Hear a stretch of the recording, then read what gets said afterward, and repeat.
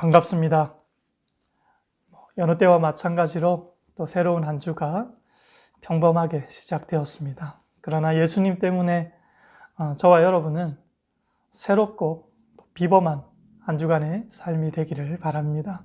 또 그런 저와 여러분들의 삶을 응원하고 기도하겠습니다. 설교 본문입니다. 시편 82편 1절에서 8절까지입니다. 구약성경 시편 82편 1절에서 8절까지.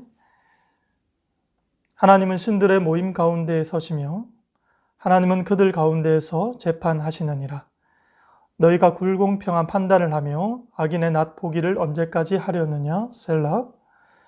가난한 자와 고아를 위하여 판단하며 곤란한 자와 빈궁한 자에게 공의를 베풀지며 가난한 자와 궁핍한 자를 구원하여 악인들의 손에서 건질지니라 하시는도다. 그들은 알지도 못하고 깨닫지도 못하여 흑암 중에 왕래하니 땅의 모든 터가 흔들리도다. 내가 말하기를 너희는 신들이며 다 지존자의 아들들이라 하였으나 그러나 너희는 사람처럼 죽으며 고관에 하나같이 넘어지리로다. 하나님이여 일어나사 세상을 심판하소서. 모든 나라가 주의 소유이기 때문이니이다. 아멘. 사람은 하루 평균 156번의 선택을 합니다. 물론 선택의 권한이 선택하는 그 사람에게 있고 선택의 주체자가 책임도 지는 것으로 우리는 압니다. 그러다 보니까 그 권한이라는 것이 나에게 있어 내 것이라는 생각만 하지 부여받은 권한이라는 생각을 못하고 살 때가 많습니다. 그래서 그 권한을 주신 분의 의도와 뜻을 헤아려서 따라 살기보다 내 뜻대로 그 권한을 남용하거나 또 내 뜻대로 그 권한을 권력으로 사용하는 경우가 많습니다. 내 인생의 주인을 하나님께 두고 살아가는 그리스도인들에게 이 대목은 참 중요한 부분이 아닐 수 없습니다. 그래서 오늘은 인생의 선택의 권한에 대해서 사람의 위치가 어디이고 부여받은 권한을 이치에 맞게 사용하는 것이 사람에게 얼마나 합당하고 유익한 결과를 가져다 주는지에 대해서 우리가 말씀 가운데 보기를 원합니다. 오늘 성경에 보니까 신들의 모임 가운데 서신 하나님이 신들로 불려지는 재판장들을 재판하고 계시는 광경을 보게 됩니다. 여기서 말하는 신들이란 존재론적으로 진짜 신을 말하는 것이 아니고 하나님의 그 명예와 영예를 함께 누리는 사람들을 신들로 표현한 것입니다. 그러니까 하나님의 말씀을 받아서 하나님은 아니지만 일부분 하나님의 권한을 부여받은 그런 하나님의 형상대로 지음받은 사람들을 말하는 거죠. 사람을 신으로 묘사함이 다소 어색하지만 오늘 성경에 보니까 인간을 신격화해서 표현하는 그런 부분도 있습니다. 요한복음 10장 33절 이하의 말씀을 제가 읽어드리겠습니다. 유대인들이 대답하되 선한 일로 말미암아 우리가 너를 돌로 치려는 것이 아니라 신성 모독으로 인함이니 네가 사람이 되어 자칭 하나님이라 함이로다. 예수께서 이르시되 너희 율법에 기록된 바 내가 너희를 신이라 하였노라 하지 아니하였느냐. 성경은 패하지 못하나니 하나님의 말씀을 받은 사람들을 신이라 하셨거든. 하물며 아버지께서 거룩하게 하사 세상에 보내신 자가 나는 하나님의 아들이라 하는 것으로 너희가 어찌 신성모독이라 하느냐. 신성모독이라는 말이 등장을 하는데요. 예수님께서 솔로몬 행각에서 모인 무리들에게 가르치실 때에 나와 아버지, 나와 하나님은 동등하다 이렇게 가르치셨어요. 그러니까 예수님 자신을 하나님의 아들로 표현을 했고 하나님과 동등한 분으로 묘사를 하니까 이 말을 듣고 있던 유대인들이 이건 신성모독이다 라고 하면서 예수님을 돌로 쳐서 그 자리에서 죽여버리려고 했습니다. 그때 예수님께서 시편 82편이죠. 시편 82편의 말씀을 근거로 이런 이야기를 하세요. 하나님의 고난을 말씀으로 받은 사람을 하나님께서도 신들로 칭하지 않았느냐. 하나님 말씀을 받은 자들을 신들로 칭하였다면 하나님의 말씀이 성육신에서 오게 된 나를 하나님의 아들로 칭하는 것은 진실로 마땅하지 않느냐라는 것입니다. 35절에 오늘 본문에 보면 하나님 말씀을 받은 사람들이 신이다 이렇게 묘사를 하고 있거든요. 구약 성경에서 하나님 말씀을 받은 자들이라 그러면 우리는 선지자, 제사장을 떠올리게 되죠. 선지자는 하나님 말씀을 받아서 백성들에게 전달하는 역할을 하고요. 제사장은요, 백성들의 죄를 모아서 하나님 말씀 앞에서 용서를 구하는 일을, 그러니까 제사를 집례하는 집례자의 역할을 합니다. 그리고 또 구약시대에 하나님의 말씀을 담당하는 사람이 이스라엘 민족의 왕, 그 왕의 오른편에 항상 구약의 율법을 두고 하나님의 말씀으로 이제 국정 운영을 해나가죠. 그러니까 구약시대의 신적 권한을 부여받은 사람들은 선지자, 제사장, 왕과 같은 이런 특정한 소수의 집단 혹은 대상들이었어요. 그러나 신약에 와서는요, 만인 제사장이라고 해서 하나님의 말씀을 사람의 마음판에 새겨 넣은 모든 주의 그리스도인들, 주의 성도들을 일컬어서 우리는 만인 제사장이라고 하죠. 구약시대에는 하나님의 말씀이 사람 밖에 돌판에 그 말씀이 새겨졌는데, 이 신약시대에는 사람의 마음판에 하나님의 약속의 말씀이 새겨지게 되었죠. 마치 돌판에 글씨를 새겨넣듯이 사람의 마음판에 그 말씀이 새겨지게 되었어요. 그래서 오늘날은요, 오늘날 주일이 되면 신적 권한을 가진 자들이 예배당에 모여서 내 인생의 권한을 부여하신 하나님께서 주신 뜻대로 살겠습니다라는 그 신앙 고백을 담아서 하나님을 예배하죠. 성도 여러분, 우리는 이 시대의 신들로 부르심을 받은 사람들입니다. 여러분 동의되시죠? 신적 권한을 부여받은 자들로서 이 땅에서 여러분 합당하게 잘 살아가고 계십니까? 신적 권한을 잘 사용하고 계십니까?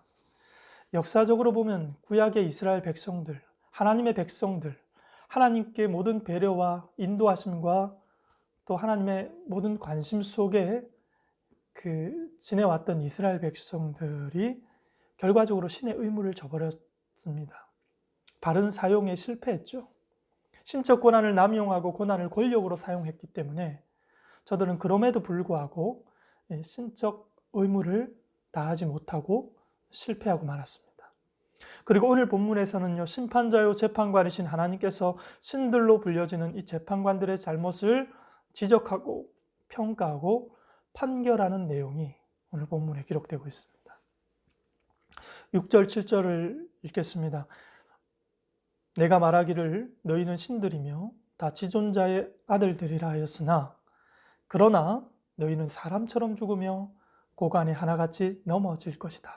이렇게 말씀해요. 신의 권한을 가졌다고 신이 된 것은 아닙니다. 신의 명예와 영예를 가졌다고 신이 된 것은 아닙니다. 신으로부터 부여받은 권한을 바르게 사용하지 못할 경우에 필시 어떤 결과를 맞을 수 있다고 그럽니까? 사람처럼 죽게 되고 악의 권력자와 같은 파멸을 얻게 된다라고 이야기합니다. 신이 파멸합니까? 신이 망합니까? 그럴 수 없는 것이죠. 우리의 신적 권한은요, 힘의 권한이 아닙니다.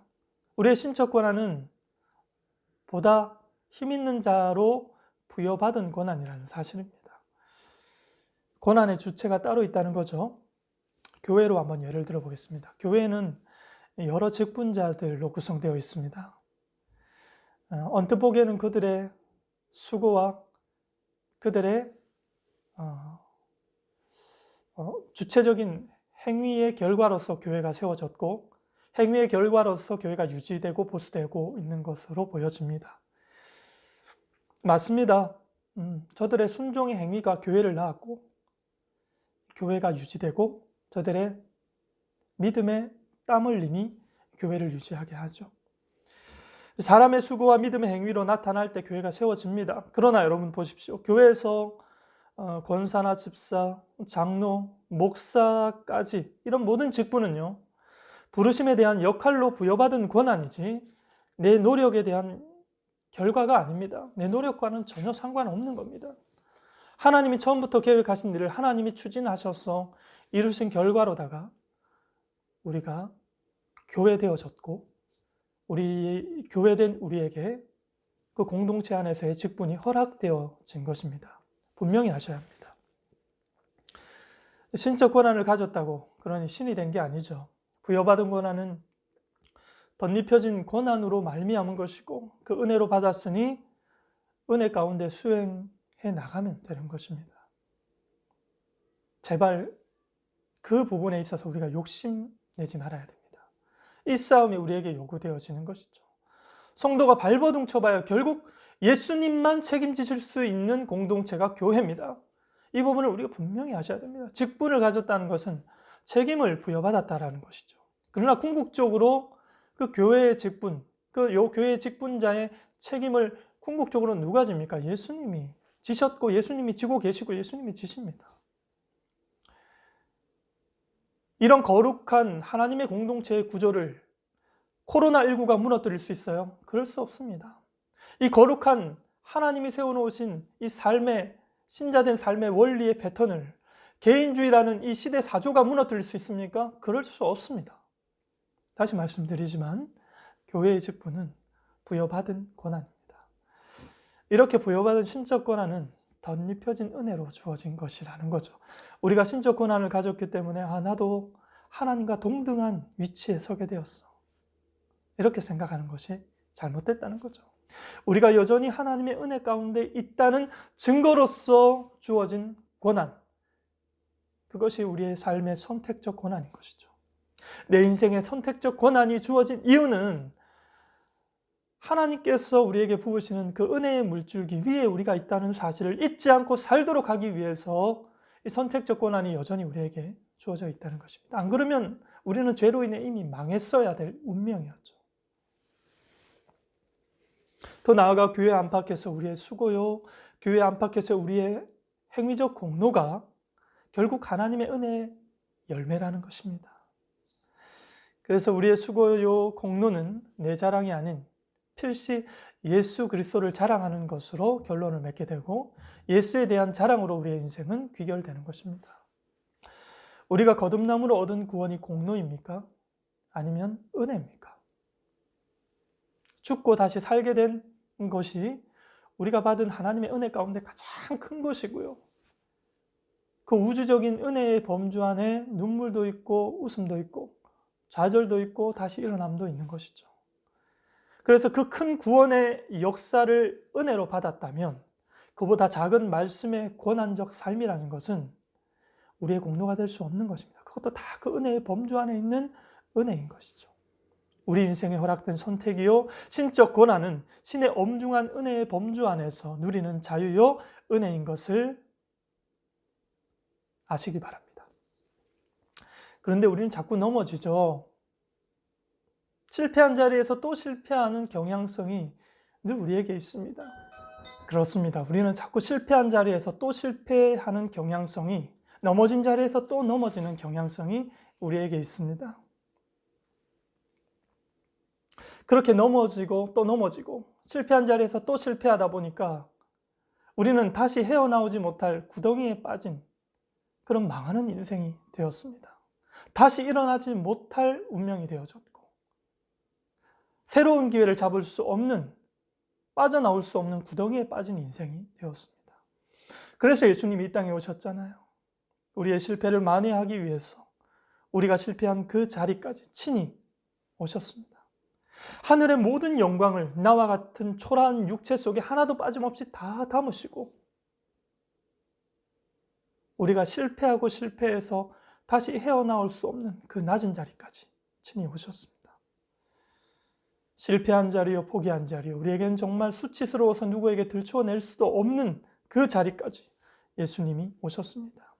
그렇게 우리는 신의 무궁한 자비와 긍휼로 다시 살게 된 인생이고 다시 얻은 신적 권한으로 내 삶의 주인 노릇하면서 오늘을 살아가고 있습니다. 하루에 156번의 선택을 하면서 그렇게 주어진 권한자의 삶을 살아가고 있습니다.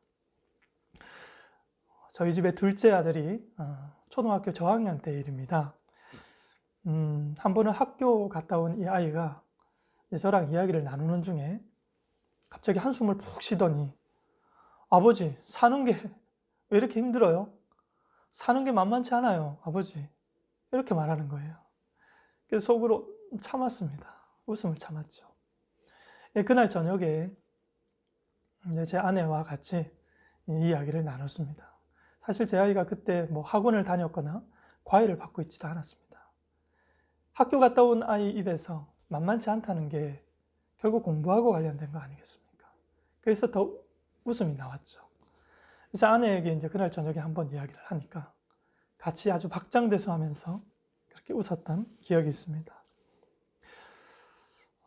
여러분, 우리가 구원을 은혜로 받았지만 목적 있는 부르심에 믿음으로 반응하며 사는 것은 오늘날 현실 가운데서는 결코 만만치가 않습니다.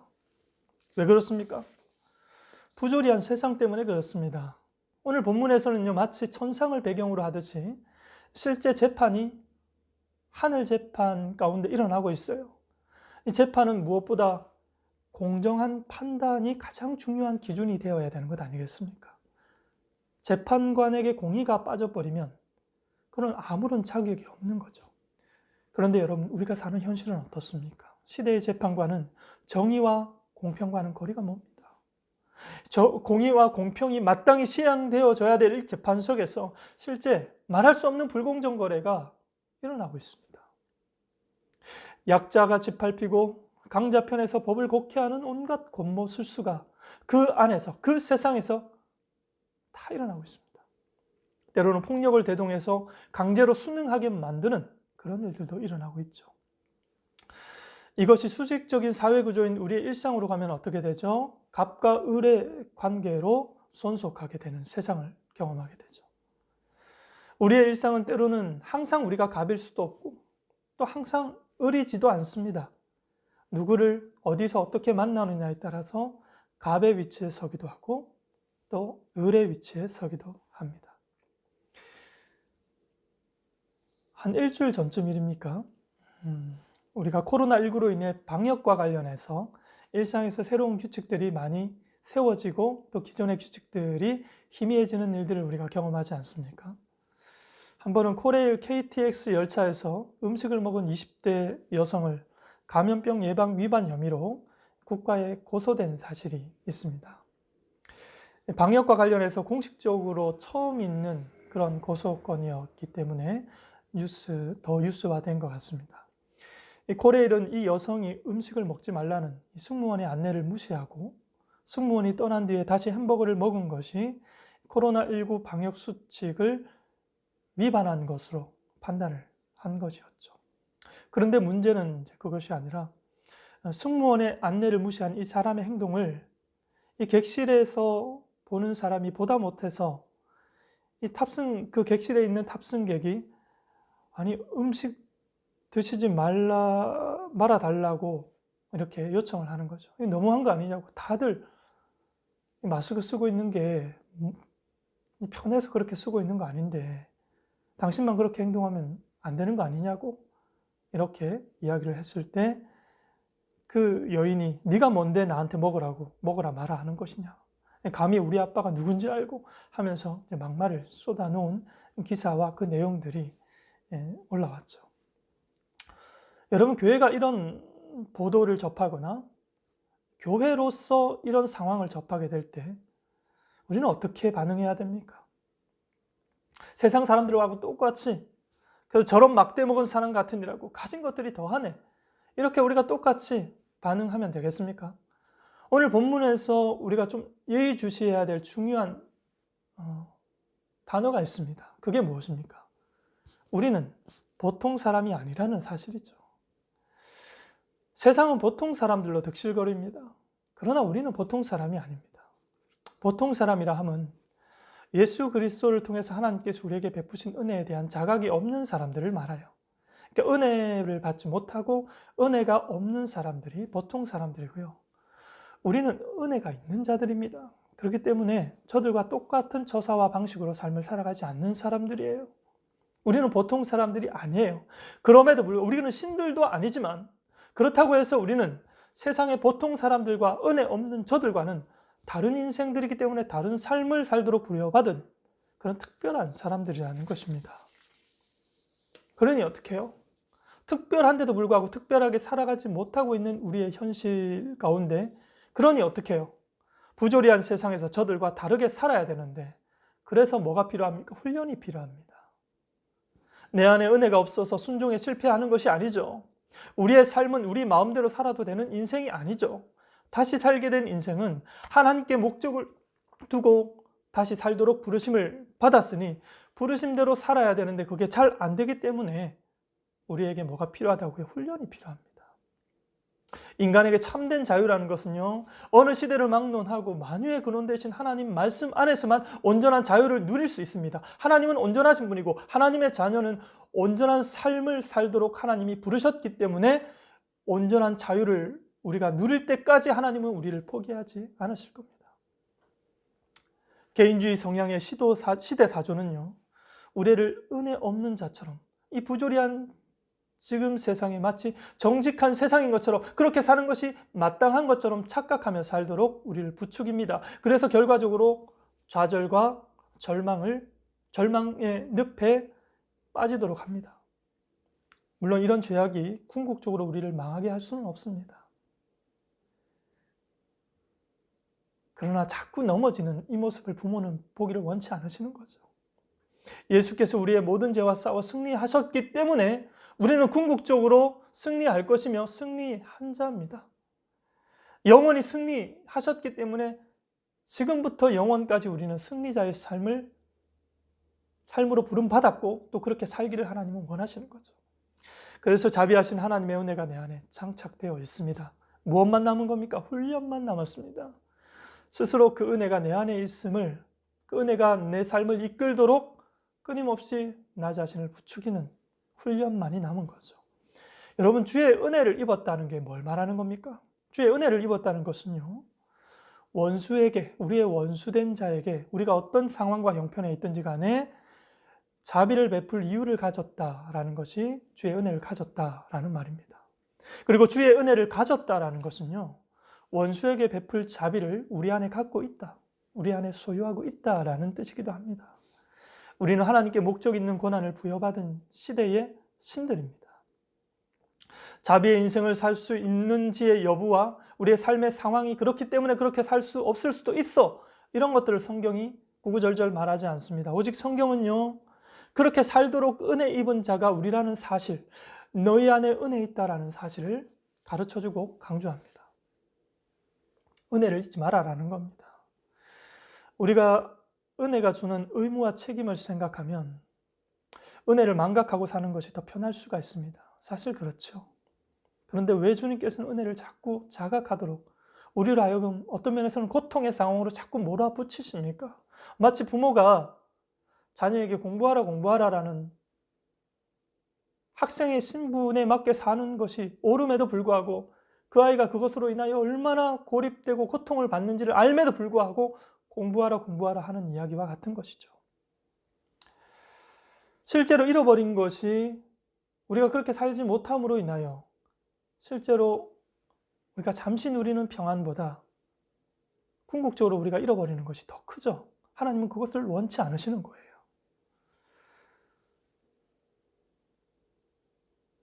세상의 질서는 좀 더 섬세해져 가고 있고요. 과학은 점점 발전해 가고 있는 것 같지만 우리가 한꺼풀 벗겨서 보면 사람들은 더욱더 짐승이 되어져 가는 이 세상 자체가 약육강식으로 더 뚜렷한 그 사람의 본성이 드러나는 시대를 우리가 살아가고 있습니다. 이제서야 인간답게 살게 되었는데 평안이 없으니 다시 짐승된 삶을 돌아가는 것, 하나님은 결코 자기 자녀가 그렇게 살기를 원치 않으시는 겁니다. 다 떠나서 하나님께 배은망덕하여 살아가는 삶이 과연 얼마나, 어느 정도의 기간 동안 그렇게 살 수 있겠습니까? 만약에 그렇게 잠시 평안을 누리는 삶이 길어봐야 또 얼마나 되겠습니까?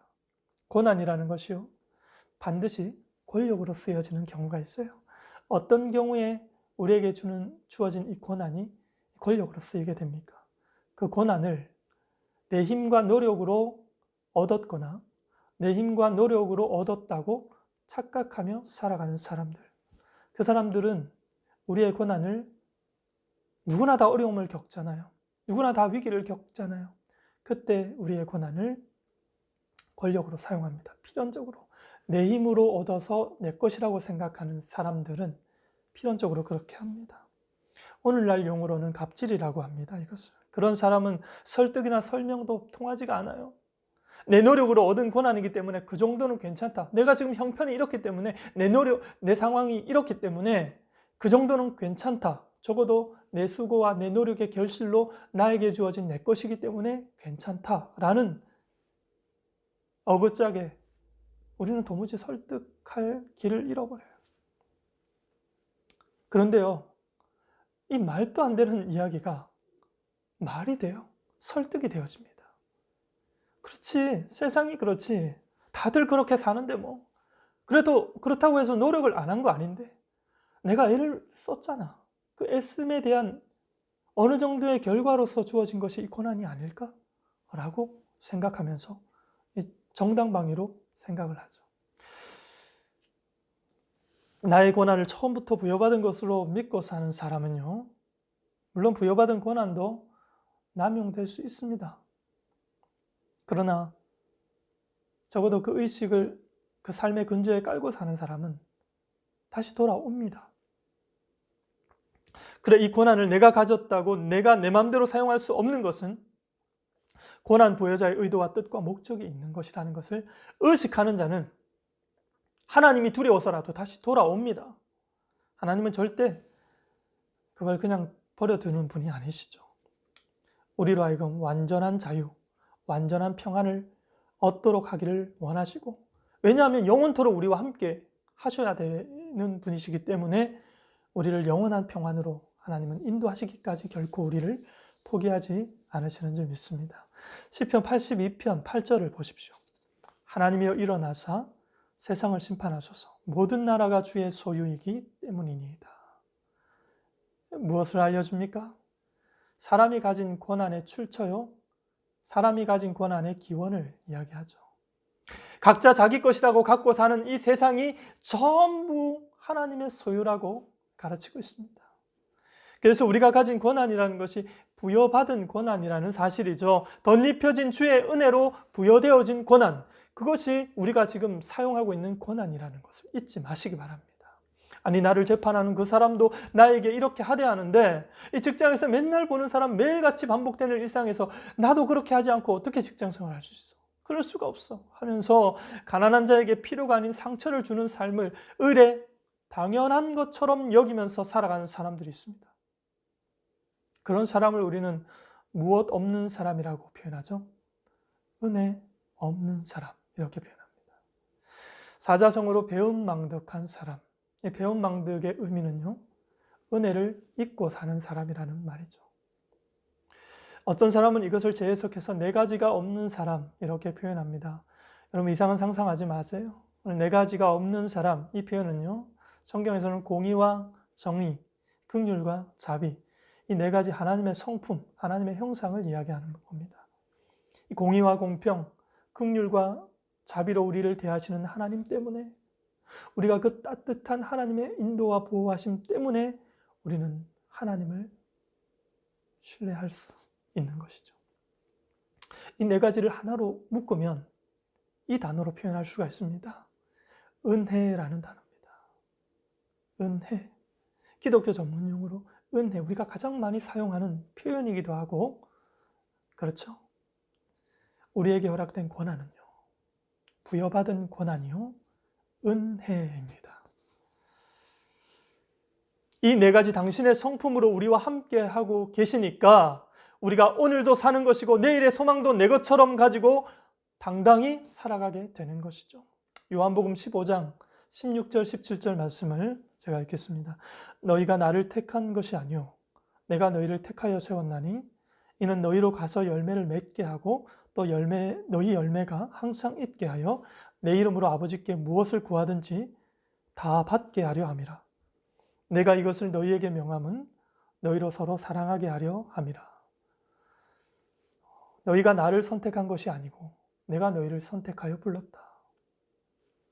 그러니 신적 권한이 너희에게 허락되어졌으나 그것이 너희가 신이라도 된 것처럼 마음대로 우쭐대고 마음대로 좌절하고 실족해도 되는 것이 아니다라는 것이죠. 너희가 나의 사랑 가운데 있음을 잊지 않도록 그렇게 살아가도록 하신 하나님의 배려인 것이죠. 여전히 너희에게 나의 은혜가 있다라는 것을 잊지 않고 살도록 하는 그것에 대한 증언으로 허락되어진 것이 고난이라는 것입니다. 하나님 닮았다는 겁니다. 하나님 닮았기 때문에 하나님이 지켜주신다라는 것이죠. 말씀을 정리하겠습니다. 우리나라에 삼성그룹의 회장이 있죠. 삼성그룹의 회장은 각 분야의 사장들을 불러 모을 권한이 있습니까? 없습니까? 삼성 계열사의 각 분야의 사장들을 불러 모을 권한이 있죠. 만약에 사장이 회장처럼 하면 나중에 어떻게 되겠습니까? 회장이 몰라서 가만히 있는 것이 아니죠. 반드시 그에 대한 해당 조치를 회장이 알게 되고 그에 대한 조치를 취하게 될 겁니다.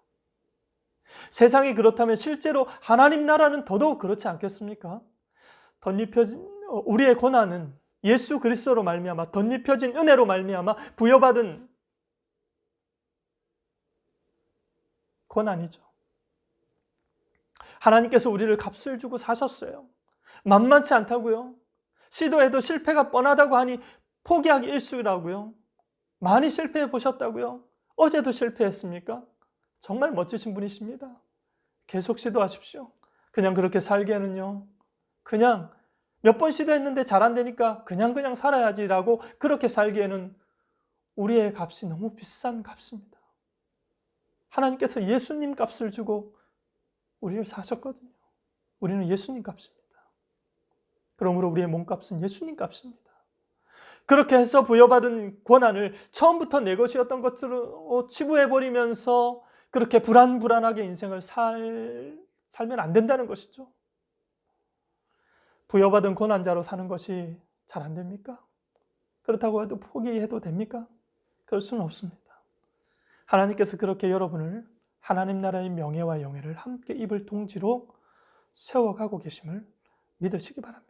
당신의 그 따뜻하고 거룩한 성품으로 우리가 손 내밀면 언제든지 하나님 손에 잡힐 수 있는 그런 하나님만의 거룩한 성품으로 우리를 이끌어가고 계심을 믿으시기 바랍니다. 형통한 자에게는 후회가 없는 것처럼 후진도 없습니다. 오직 전진만 있을 뿐입니다. 믿고 그 믿는 사실적 기반 위에서 계속 앞으로 나아갑시다. 전진하는 신앙, 앞으로 나아가는 형통과 동일한 속성을 가진 우리의 삶의 패턴으로 이 한 주간도 승리할 수 있게 되기를 바랍니다.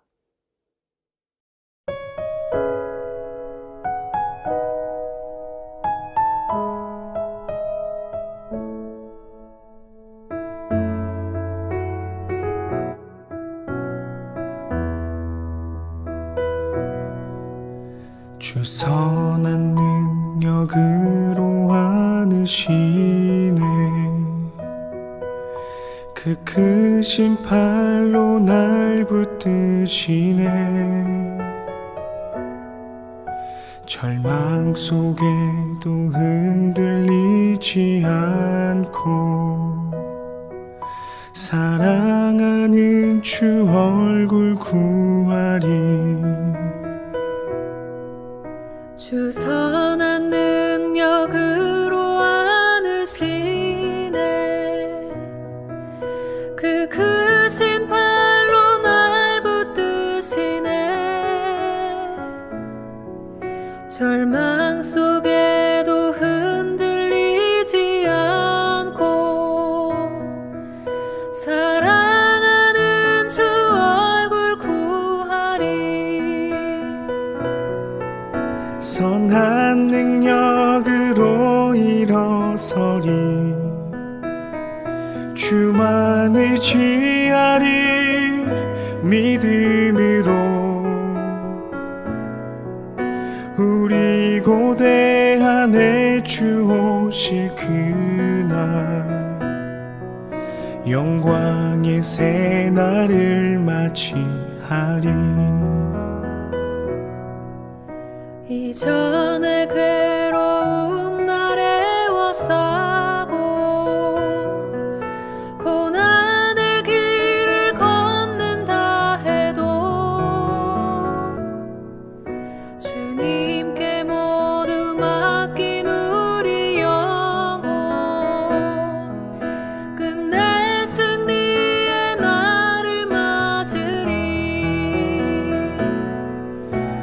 선한 능력으로 일어서리 주만을 지하리 믿음으로 우리 고대한의 주 오실 그날 영광의 새날을 맞이하리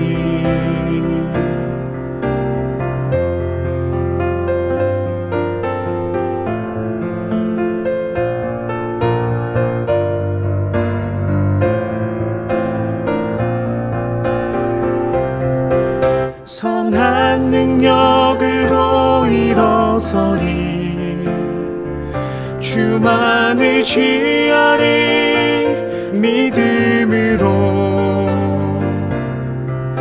우리 고대한의 주 오실 그날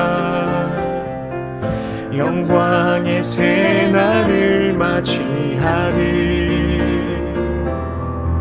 선한 능력으로 일어서리 주만을 지하리 믿음으로 우리 고대한의 주 오실 그날 영광의 새날을 맞이하리 영광의 새날을 맞이하리 주님이 마신 고난의 쓴 잔을 우리도 감사하며 받으리